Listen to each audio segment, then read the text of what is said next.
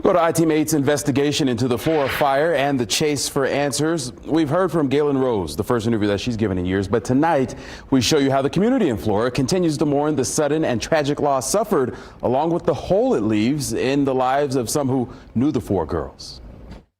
Perhaps of anyone in Gaylin Rose's life, the person who knows her best is Kathy Clendenning, a friend who has known her since the earliest days of her move to Indiana. I know for her, every Monday for the past 7 years, she wakes up and it's the worst day of her life. She is referring to that Monday in November 2016 when the two-story duplex Rose lived in with her daughters went up in flames. The case was labeled an arson by investigators. 11-year-old Kiana Davis, 9-year-old Kiara Phillips, 7-year-old Carriel McDonald, and 5-year-old Keone Welch died in that fire. A coroner's report shows they struggled to breathe until the final moments of their short lives. People just don't understand what happened that night unless you were there. She was a proud mother every moment in their life. Was there a change in her character and the person that she was day to day after the fire? When they were taken away, she just was gone. Like, her joy was gone. Flora, Indiana, where that fire happened, a town of just 2,100 people, small enough that here many know the details of that night.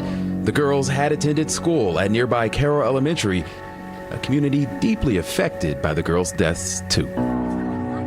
It was just surreal, like it didn't make sense that it happened. Since that fire, the house stood here in Flora, Indiana at the intersection of Columbia and Division for 7 years. Its charred remains as a reminder of what took place to everyone passing by. It wasn't torn down until a federal judge issued a written order. Now it's an empty lot. But it was just another step in to be able to help with the healing, really. To be able to drive by it every day was like, ripping off that scab again. I hope I don't sound callous in this question, but was it almost a relief when it came down?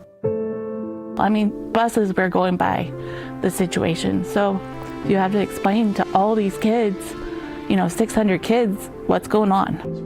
And Jen Bropes was Carroll Elementary's librarian. The library turned into the counseling center, basically. That is where we spoke to her about what happened years ago. We got a glimpse inside the school. We were shown the hallways the girls walked and the very classrooms where they sat. Do you remember what you felt? You don't get taught how to deal with that kind of things. It is outside the library doors into the school's courtyard that you see something special. It is a collection of benches, each with a name across it, a different one for each of the four girls. We talked with Bropes' daughter Liz in the courtyard.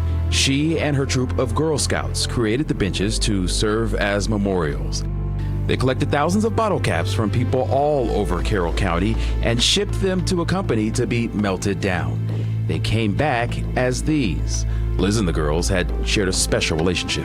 Especially Keone, she was always my little buddy, especially at lunch. At least every single day before lunch, she would always give me a little hug. And I would just tell her to have an amazing day. I mean, she was an amazing little girl, and she was just so full of sunshine and just bliss, so. Who came up with the idea of the benches? Honestly, I think it was all of us together. I just don't want them to be forgotten. And amid their peers, their spirits aren't. The oldest, Kiana, she would have graduated high school with Liz last year. We had a dedication seat for her at graduation because she should have been there. How did the fire affect you and the girls? Thinking about them now, in this courtyard, it just makes me happy, that they're here. I feel them here, and I feel that they're happy, and I hope that they're at peace. What is it about the girls that touches you so much? We say live life like the four girls. So they were always sunshine. They were always happy. They were always just ready for the day. So if I am ever having a bad day, I always think of them and I live life for them. I'm going to college and wanting to better my life for Kiana because she didn't have that chance.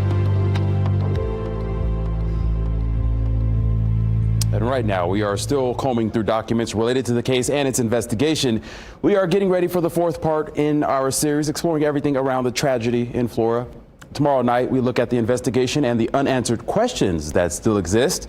We also have a new response to our reporting from state police. We're also going to highlight some of the things that are causing some doubt to the investigation's progress.